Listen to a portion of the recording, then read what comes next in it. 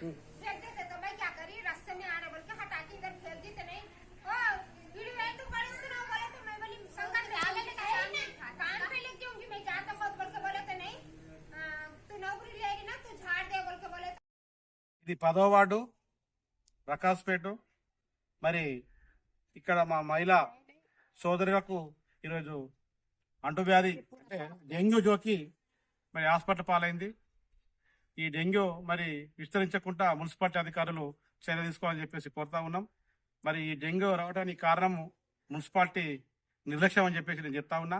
ఎన్నిసార్లు కూడా మున్సిపాలిటీ అధికారులకు చెప్పినా, ఇక్కడ ఈ వాడుకున్న ఇన్ఛార్జ్ శ్రీనివాస్కు చెప్పినా, కమిషనర్కు చెప్పినా పట్టించుకునేవాడి పాపన పోలే.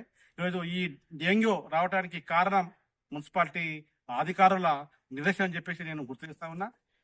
ఖచ్చితంగా డ్రైనేజీలు కావచ్చు, వగేరా ఈ చెత్త చెదరం కావచ్చు, ఎన్నిసార్లు దృష్టి కొనిపోయినా కూడా పట్టించుకునే మున్సిపాలిటీలో నాదులు లేడు.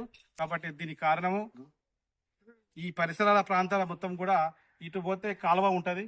ఈ కాలువ సైడ్ నుంచి దోమలు వచ్చే అవకాశం చాలా ఉంటుంది. ఇప్పుడు ఉన్నటువంటి ఈ గర్భిణీ స్త్రీ ఏదైతే డెంగ్యూ సోకిందో ఆమెకు 8 నెలల గర్భవతి. కాబట్టి రేపు ఆమె డెంగ్యూకు గురి కావడానికి కారణం మున్సిపాలిటీ అధికారులు అని చెప్పి చెప్తా ఉన్నా. అక్కడ కాలువ కూడా క్లీన్ చేపియాలా, అదేవిధంగా డ్రైనేజ్ కూడా సాఫ్ చేయించాలని చెప్పేసి మున్సిపాలిటీకి నేను అధికారులను గుర్తు చేస్తూ, మరి ఈ డెంగ్యూ వ్యాధి విస్తరించకుండా వార్డు మొత్తం కూడా దోమల మందు కొట్టాలని చెప్పేసి అధికారులను చెప్తా ఉన్నాను.